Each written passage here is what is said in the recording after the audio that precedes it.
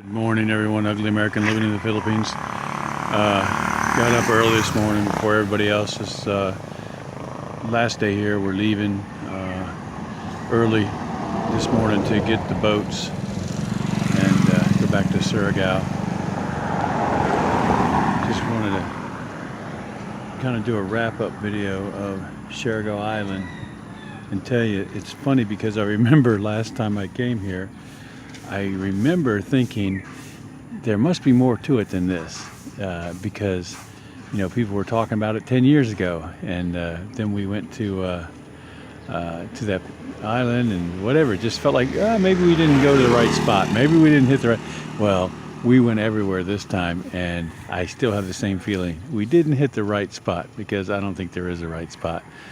The water's beautiful, the beaches are beautiful, but I don't know. I guess I expected more out of a place that is like the #1 growing tourist destination in the Philippines. So, but you're in a third world country. I guess your expectations are always going to be lower. Anyway, I get up every morning. I watch this woman over here and her husband.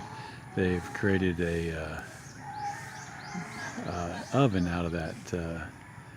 Some aluminum, it looks like, but anyway, it's all folded over, and then on top they burn the coconut husks, and that generates the heat to go down in that little oven that's like looks like 2 feet by 2 feet by 6 inches deep or high, and they make bread. People come by and warm themselves by the fire.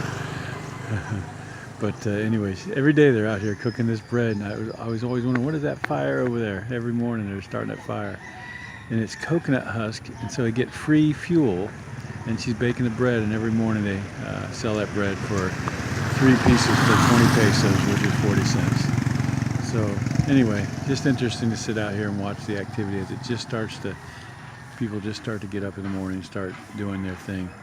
I'm sitting at a gas station right here, and they're just now getting ready to open up, and they're cleaning it up, and every morning they get up and do this. That's what they do.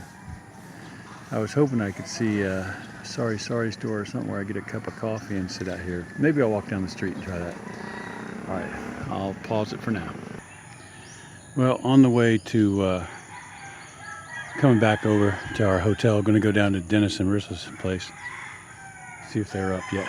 I met Evander, his brother, and he had a bottle with him, and I said, all right, now explain to me in English what you're doing. And he actually did a good job. He explained he's returning the Coke bottle.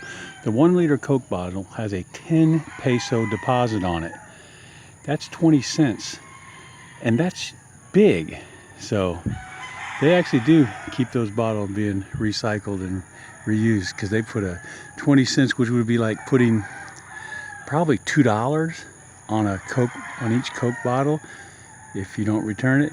People will return those bottles if there was a $2 deposit put on them. So anyway, I thought that was interesting.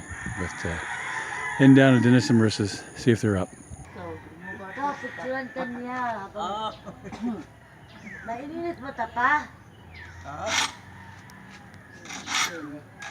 I came over here to the Sorry store looking for some Gatorade or some coffee.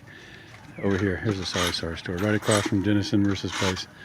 And I ran across this guy.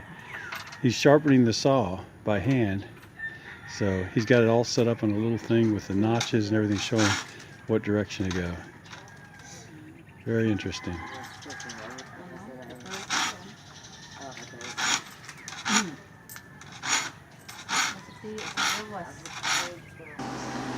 Well, I'm back in the jail cell. Dennis and Marissa weren't up yet, so I was just going to end this video, but I just wanted to say that when I said the other day that it was dirty and dusty, and it is, and the only difference is that there's these nice resorts that you can actually stay in that have everything. They have the restaurant, the bar, the entertainment, the pool tables, the gathering places out on the beach.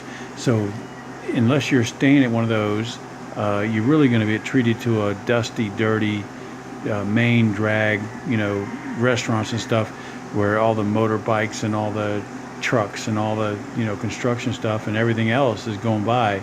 So you basically stay in your resort, and you basically are stuck with whoever's staying at your resort as the people to hang out with or whatever. So it's kind of a compartmentalized like stay, and it's beautiful. And you come out of your front door at your resort, and you know, some of them have swimming pools, some of them have all kinds of activities and stuff, but some of them have basically nothing.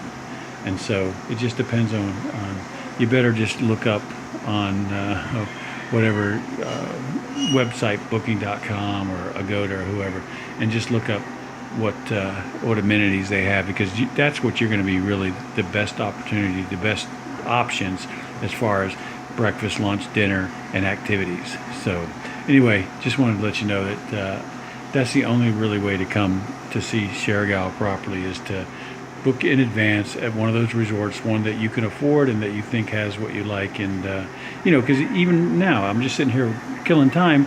If they just had a television or an internet connection even, I would be fine, but we don't have either one of those here. So all those resorts have that kind of stuff. And it's not like, I was thinking it might be like Myrtle Beach now, you know, where it's all up and there's restaurants everywhere and there's things to do everywhere. No, it's not like that. Each little resort is its own little community, it seems like here. So anyway, loved it, had a great time, heading home. All right, Ugly American, over and out.